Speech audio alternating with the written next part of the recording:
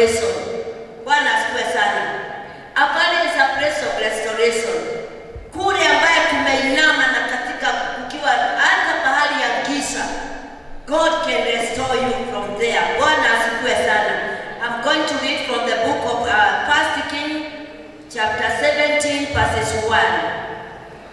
And now Elijah, the dispatch of Tishbe in Gilead, said to Ahab, as the Lord, the God of Israel lives, before whom I stand, there shall be neither dew nor rain these years, except by my word.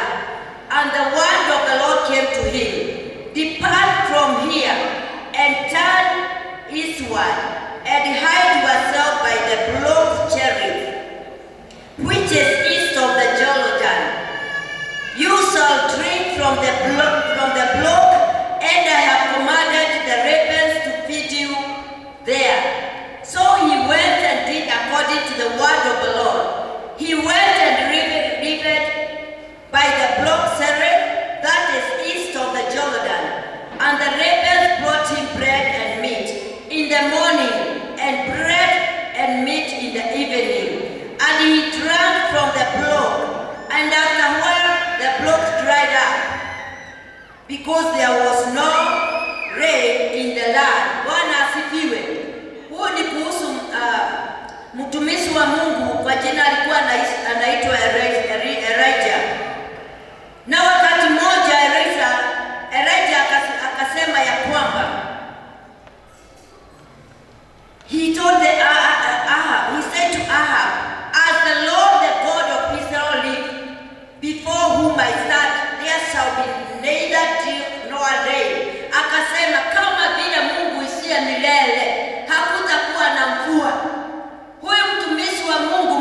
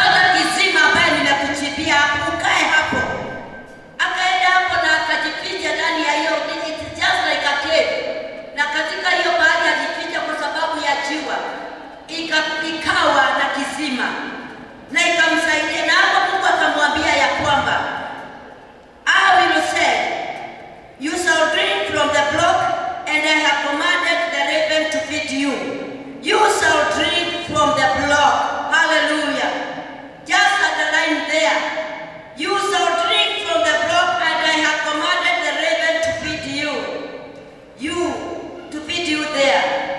So he went and did according to the word of the Lord. Elisha akafanya kama vile Mungu alikuwa amemwelekeza. Akaenda akakaa katika hiyo jiwe. Mungu alikuwa anamtumia kunguru. Na wewe unajua vile kunguru inapenda nyama.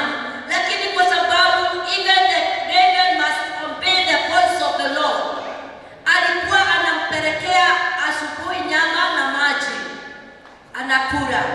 Mchana anafanya kama hivyo. Bwana asifiwe sana. God can feed you even when you are down, even when you are feeling that you have nothing to eat in your house. God can send the raven to feed you, just the way he has said to the prophet of God Elijah. Mungu anaweza kutumia kunguru. Usiwahi ona kama mambo umefika mwisho. Usiwahi ona kama mambo imekusukuma mpaka imefika mwisho.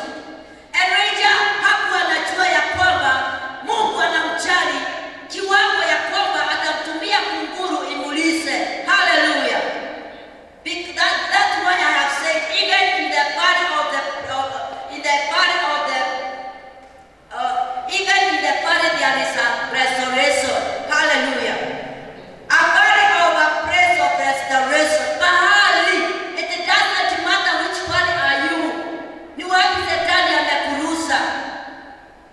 God can send the raven to feed you. Hallelujah. Because when the gods are calling you, nothing is impossible in your life. Hallelujah. Praise the Lord. Mikono ya Mungu ni mikono ya ajabu. Sisi binadamu ndio tunakaaga maisha ya kujiuliza tunaelekea wapi na tuko wapi na tumefika wapi. Hallelujah. Elijah just obeyed the word of God. Na kwa hakika Mungu alikuwa anamulisha. Verses 5 inasema ya kwamba, so he went and did according to the word of the Lord. He went and lived by the brook Cherith, that is east of the Jordan. And the raven brought him bread and meat. Ilikuwa inamletea mkate na inamletea nyama.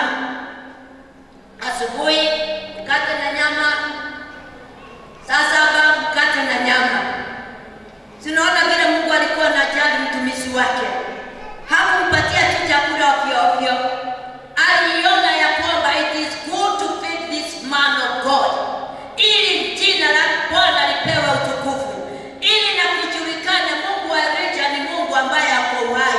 He makes sure that he has fed his man, the man of God. Lazima akamkulisha na mpe kitu ya kukula. Na usisahau ya kwamba Mungu akamweka kwa kisima. Mungu akaona ya kwamba mtumishi wangu hataenda kupigwa na jiwe. Jiwe imewaka sana. It is a dry land. Nothing there. People are dying. But God akaficha mtumishi wake. Hallelujah. God is going to hide you. Even in the time of the trouble. God will send somebody to feed you. God will send somebody to carry your burden. Just stay under the feet of the Lord and listen the voice of the Lord. Hallelujah. Because when you listen the voice of the Lord, God will guide you. And when the God will guide you, you are going to be happy. You are going to enjoy to be in the presence of the Lord. Jina la Bwana lipewe utukufu. And after a while, the brook dried up. Kisima, wakati alikaa, kwa sababu jiwe ilikuwa inaelekea kuwaka na kulikuwa na jiwe ilikuwa imewaka sana. Na the more ambaye hakuna mvua, the more kunakuwa dry. Even kama kawaida wakati nchi yetu imekuwa na jiwe imekuwa kali sana, mvua haijanyesha, ukiendelea na hata uende katika mito yenu utaona hakuna, imeanza kukauka. Na hivyo ndivyo ile kisima Mungu alikuwa amechimbia mtumishi wake Elijah, ikawa ya kwamba imeanza kukosa maji. Hallelujah. And after a while the brook dried up because there was no rain in the land. Hallelujah.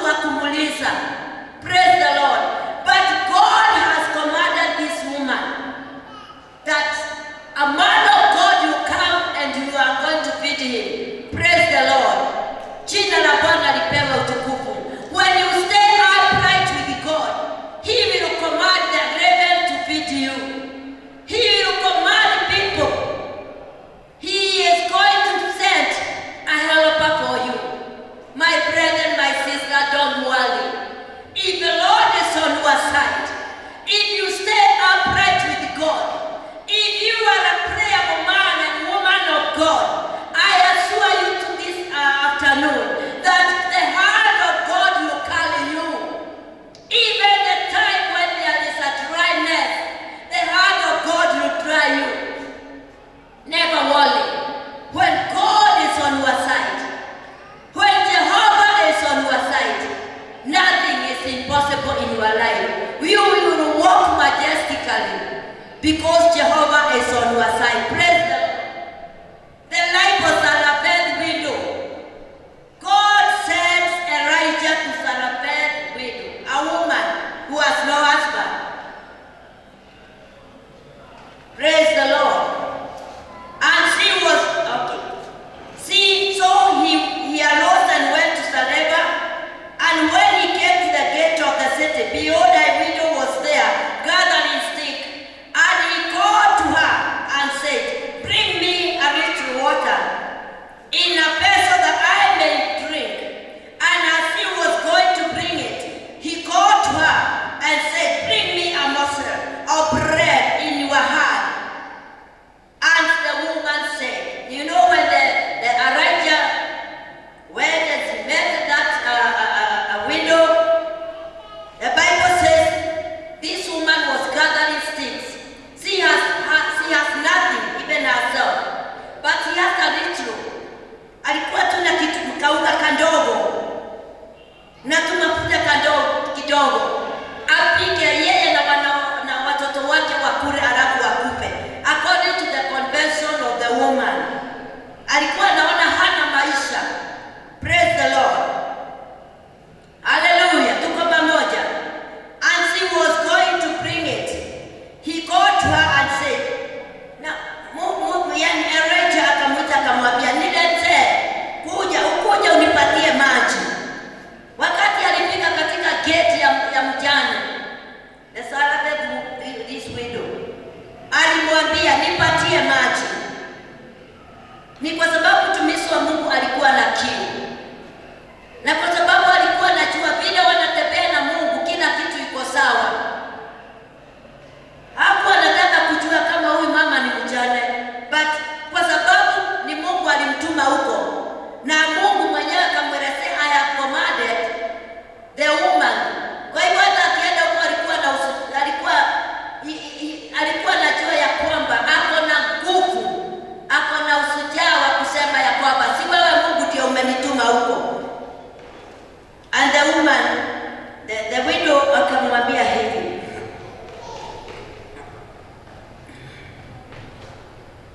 as the Lord your God reads, and she said, as the Lord your God reads, I have nothing but. Kama vile Mungu aishia milele, sina kitu nimepika. Only a handful of flour in a jar. Nikauka kidogo ambaye niko naye katika nimeweka, and a little oil in a jar. And I am gathering a couple of sticks that I may go in and prepare it for myself. Na ninatafuta kuni ili niingie kwa nyumba, nipike, nikule na watoto wangu. Hallelujah. I may go in and prepare it for myself and my son, that we may eat it and die.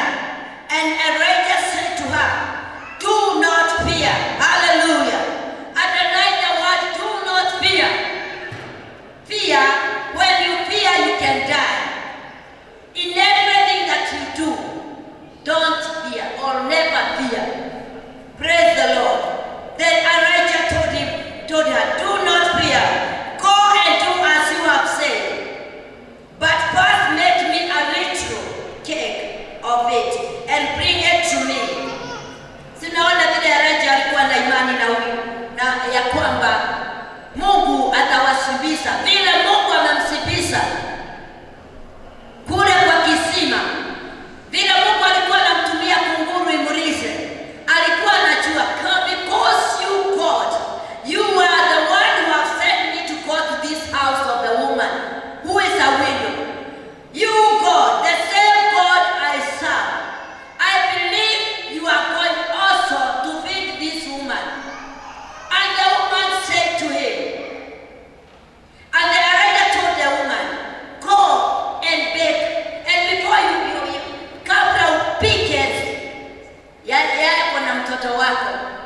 nipikie mimi.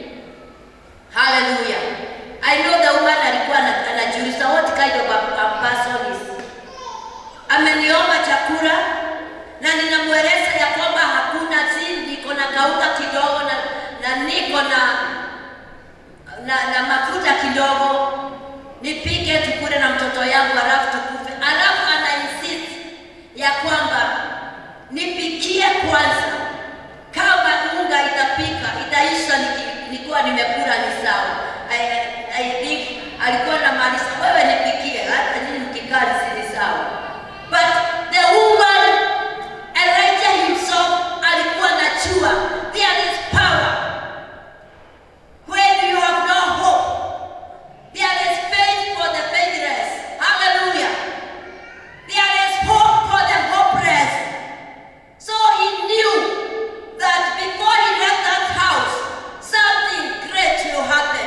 A miracle will happen. My brethren, this afternoon, I just want to encourage you to be a giver. Whatever you have, just share. Because the Bible says, this woman, the widow, he did not argue so much. Actually, alifanya kama vile tumtumishi. He believed the word of the servant and he believed the word of the prophet of God. For thus says the Lord, the God of Israel. That is verses 14. The jar of flour shall not be spent and the jar of the oil. Yani, vile wakati huyu mama alipikia mtumishi wa Mungu, the life of Sarah's widow was not the same again. She was spoken by God. You know, this woman, he heard the voice of the Lord. When the man of God was speaking, he knew God is with him. She has a relationship with God. Because kama hakukuwa na relation na Mungu, kama hakuwa anajielewa ni nani ametembea katika nyumba yake, angeanza kuyumba. Na kama mjane angeanza kuona ni kama mzee na mnyemelea. But inside her, because God is the one who has commanded her, she knew this is a man of God. God has spoken to Elijah. Go to Sarepta, you will get a woman, a widow there. Angeenda atafuta wengine. Kwa nini Mungu alimwelekeza tu kwa Sarepta? Kwa nini hakumpeleka kwa wamama ambaye sio wajane? Kwa nini hawakumpeleka? Mungu hakumpeleka pahali kuna utajiri na kulikuwa na wao. Because when God wants to manifest himself, he can use a vessel that is, anaweza tumia kitu ya chini sana. When God wants to use to perform the miracle, he can use mtu ambaye hajajulikana kwa kijiji yenu. Kwa sababu Mungu anajinuanga na vitu ambaye zimedharauliwa. That is the way God works. Hallelujah. I want to encourage you to build a strong relationship with God. Just like the Sarepta woman. Huyu mama mjane. She has a faith in the Lord. She knew yet that this is the man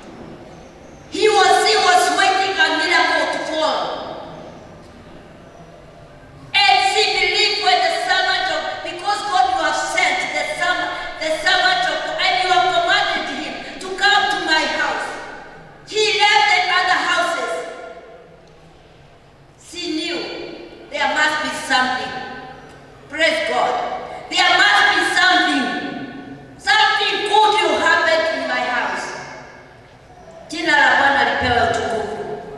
Alikuwa anasema ya kwamba nitapika, ndio tutakula, nitakupikia vile umesema. Na wakati alikoroga mkate ya kwanza, akaona uga haijaisha.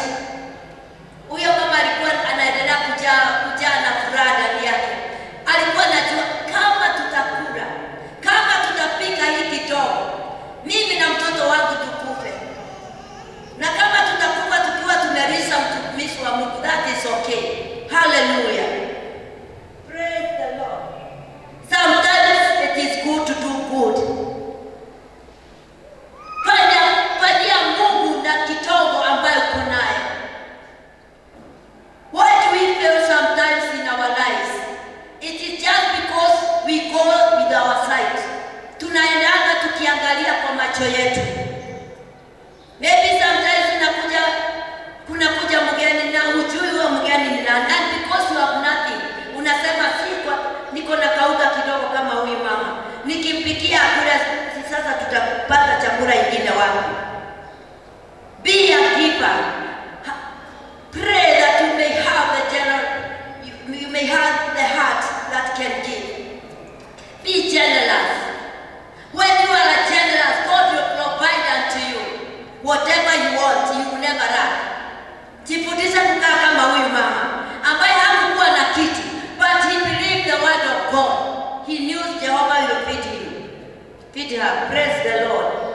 She believed in the promises of God in verses 14. Hallelujah. This woman believed in the promises of God. For thus says the Lord, the God of Israel, the jar of flour shall not be spent, and the jar of oil shall not be empty, until the day that the Lord send rain upon the earth. Alijua ya kwamba, she believed in the promises of God, that I will never lack. I will eat and eat and eat until I am full, until the rain will come again. Hallelujah. Until God send rain again. Hallelujah. And she waited until Elijah said to her, she and he and her household ate for many days. Can you hear what the Bible says? They eat for many days. Hallelujah. When you hear the voice of the Lord, and when you hear, listen what the Lord is telling you to do. Wacha kufikiria na kujiuliza, yes, tunaambiwa tutoe kwa kanisa. Hapo my salary ni 10,000. Ninalipa nyumba 6,000. The remaining is 4,000. You have not eaten. Hata shule hujalipa, wale wako na watoto. Wakati utakaa ukihesabia pesa yako kwa mikono bila kuwa na imani ndani ya Mungu, bila kutolea Mungu bila hata fungu la 10. Give what you have. And because the giver, Jehovah is the giver.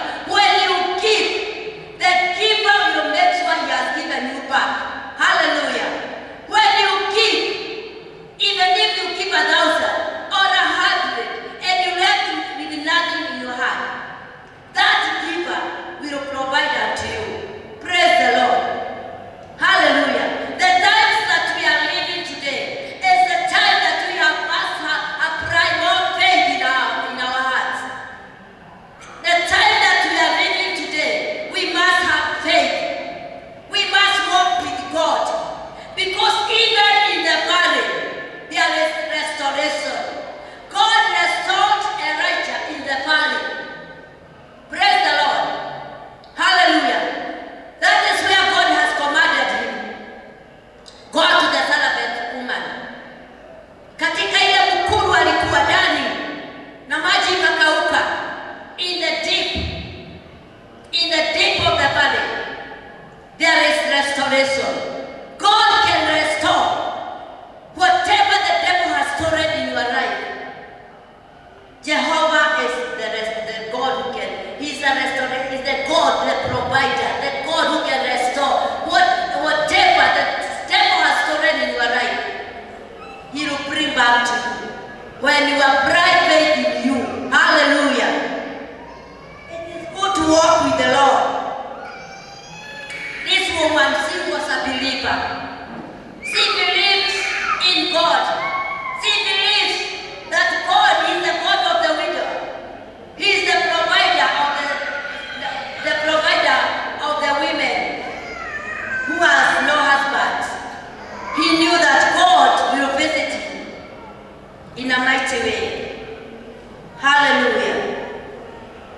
She believed in the promises of God. That is why he has researched what the prophet was saying.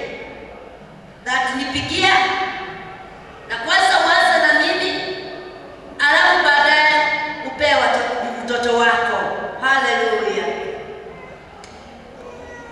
Praise the Lord. This woman believed the promises of God. We should learn to believe in God. We should learn to trust in the Lord. We should learn to move with the Lord. Don't go by sight. It is a high time to wake up and listen to the voice of the Lord. It is a high time for us to know which direction that God is taking us. Because when you listen to the voice of the Lord, you will never lack in your life. This woman, the Bible says, she never lacked. Hakuna wakati alikosa. Alikula, akakula, majirani wanakuja anawapikia wanakula, mpaka mvua ikanyesha. Her faith ilimuweka. Praise the Lord. She has a sacrificial heart. Alikuwa na moyo wa kujitolea. She sacrificed herself. She gave what she has. The last floor that he has. She just bet something little to eat with the servant of God. Because she sacrificed herself. And she said inside her heart, I am going to do this. Even if I am going to die, let me die. But because this is a man of God who has come to my house, I have to feed him. Hallelujah. She sacrificed her last meal to the man of God. It is good to sacrifice whatever you have. It is good to share the little you have with the needy. Praise the name of our Lord. We should learn to give something. Whatever you have, learn to give to God. Learn to give back to God. Because the God that you are giving, He will give you back. Hallelujah. We should learn to give our money, our time. We should do things to sacrifice to our God.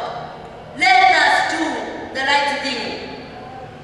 Elijah listened to the voice of the Lord.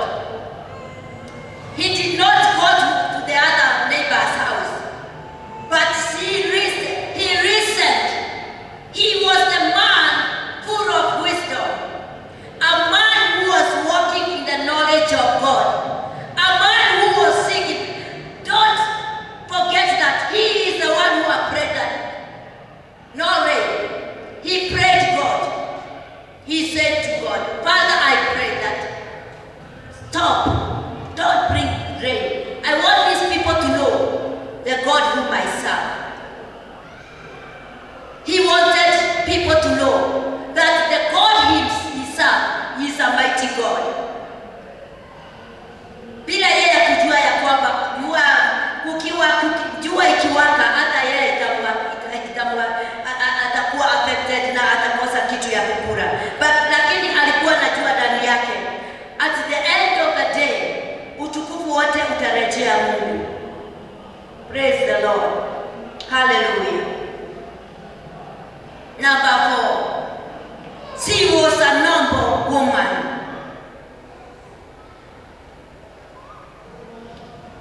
She was a noble. She gave her last food. She could have so many excuses, but she believed in Prodet. The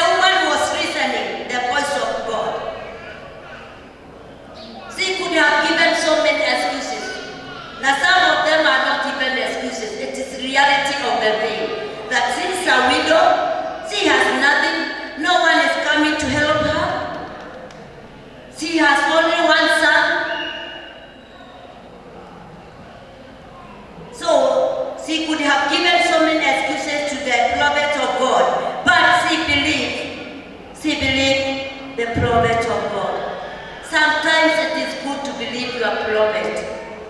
Who is your prophet? The father of the house. Whatever the father, the bishop, or any man of God is telling you, just believe the word of the prophet. Believe what the man of God is saying. Believe the word that he is preaching unto us, knowing very well that he is the one God is using. And God has commanded him to speak to you so that you may receive your blessings. God commanded Elijah, go to this Zarephath woman, so that this woman can be blessed. Hallelujah. Jina la Bwana lipewe utukufu.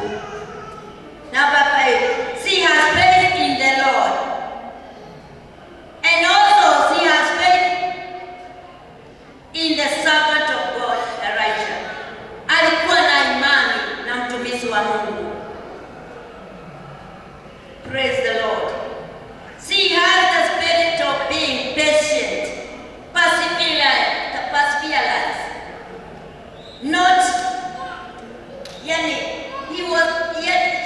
has faith, he must persevere, lazima akoche, akumilie. Mpaka aone ni nini Mungu anataka kumfundisha. This woman, the Zarephath woman, the widow, she found favor before God.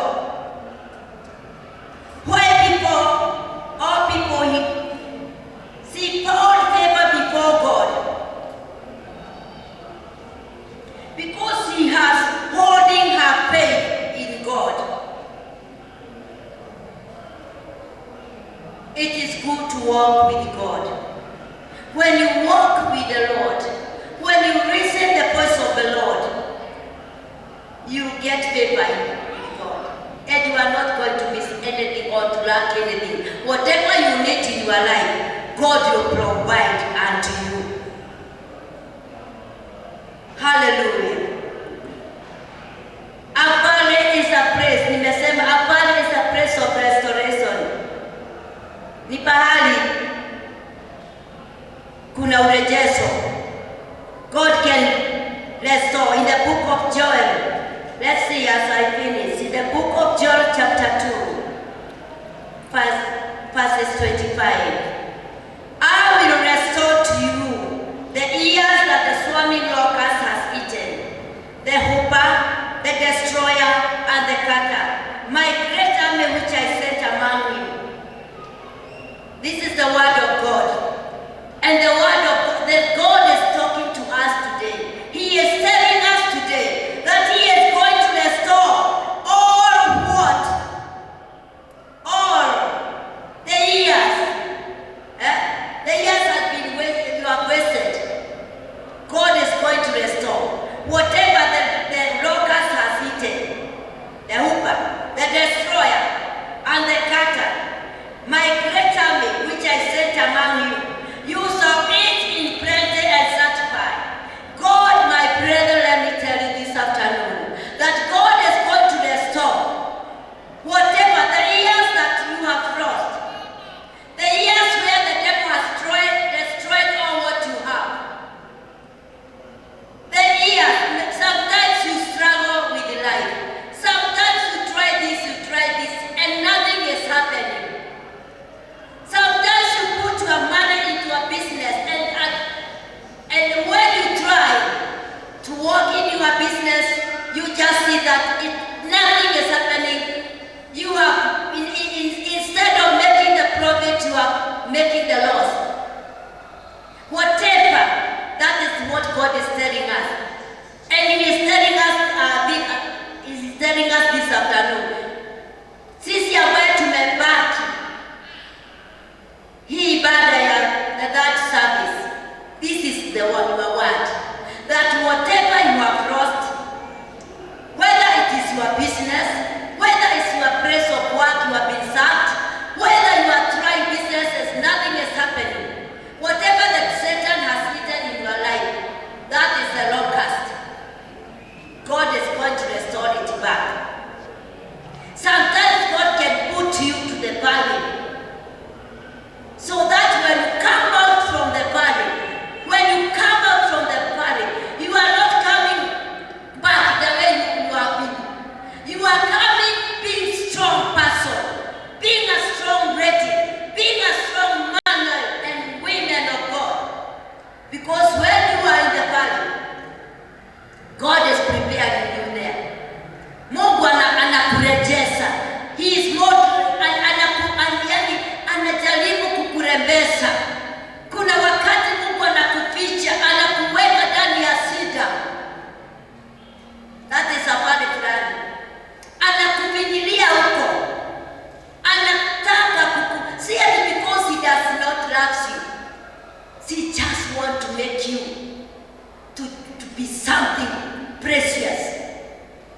Haleluya. Sio shida zote ambaye zinaletangwa na Shetani. Kuna shida zinakuja za urejesho. Mungu akitaka kukurejeshea, Mungu akitaka kukuinua, atakupitisha kwa moto. The Bible says in verse 26, you shall eat in the presence and be satisfied, and praise the name of the Lord your God. You shall eat. You shall eat until you get satisfied. Utakula mpaka ushibe. That says the Lord. You shall eat in presence and be satisfied, and praise the name of the Lord your God, who has dealt wondrously with you. And my people shall never again be put to shame. That is what the Lord is telling us this afternoon, that He is going to feed us. He is going to restore us. Where the Satan, whatever the devil has destroyed in our lives, kuna urejesho mpya. Bwana asifiwe. Hallelujah. There is anointing of coming back. The life of Sarabeth widow, God has restored her by feeding her. She came back with more grace. After cooking her last meal, she came out with victory. She came out a woman who has a plate of food to give even the thousands of people. Kama angekataa kupatia mtumishi wa Mungu, angekaa hapo, angepika hiyo unga imalizike na wakufia wako na mtoto wake. Lakini kwa sababu alisema ninataka kuingia katika hii pale, hata kama nikukufa nitakufa, but I know nikipikia huyu mtumishi wa Mungu, I will come out, nitatoka na ushindi. Hallelujah. Praise the Lord. You are going to overtake. You will be shouting even if you are in the valley. Even if you are in the deep where there is so many trials and temptations. Even if the Satan is trying to put you inside the pit, you are going to shout there in the pit. You are going to worship God through that situation that you have. And because God is the God who hears our prayers, even if you have so many problems surrounding you, just shout with victory. Shout there. Give God all the glory. Worship the Lord. Worship the Lord in the situation that you have. Worship the Lord,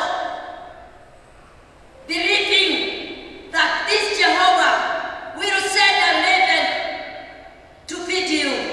He will send a raven with meat and bread to feed you. You are not going to die. You are going to live to see the goodness of God. This woman, she lived because she knew that there is power in God. Praise the name of our Lord. Hallelujah. I will raise again. You will raise again. And you are going to come back with a victory. You are not going to cry again, because we have seen this woman. God has done great things in her life. Hallelujah.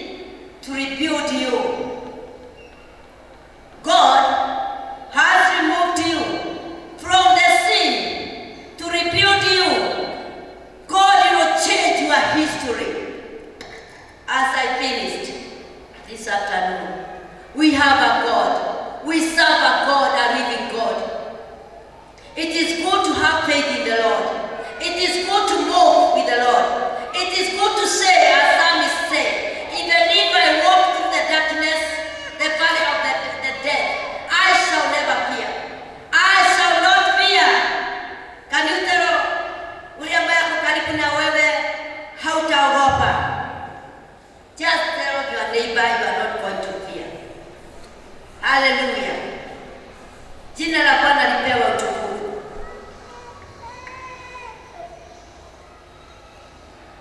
Where there is God, there is deliverance. Where there is God, pahali Mungu wako, utaenda nyumbani ukisema kama Daudi vile alisema, the psalmist said, the Lord is my shepherd, I shall not want. He makes me lie down in the green pasture. He leads me beside the still waters. He restores my soul. The Lord will restore your soul. He leads me in the path of righteousness for his name's sake. Even though I walk through the valley of the shadow of death, I will fear no evil. My brethren, we are not going to fear for any evil. Even if you walk through the valleys of the shadow of death, you, even me, I am not going to fear. I will fear no evil, for you are with me. Your Lord and your staff, they comfort me. I love that. Your Lord and your staff, hallelujah, they comfort me. You prepare a table before me in the presence of my enemies. You anoint my head with oil, my cup overflows. Surely, goodness and mercy shall follow me all the days of my life, and I shall dwell in the house of the Lord forever. We are going to dwell in the house of the Lord forever. The God who fed Elijah, and the God who fed this Sarephath woman, the widow, he is the same God. This God is going to feed us. We are not going to fear. We are not going to fear. No evil will surround us. For Jehovah will hide us under his wings, and in his hands we are safe. Praise the Lord. We are safe because God is on our side. We are not going to fear the terror of the night, neither the arrows that Shetani anawekanga mchana. That God will prepare a table for us in the presence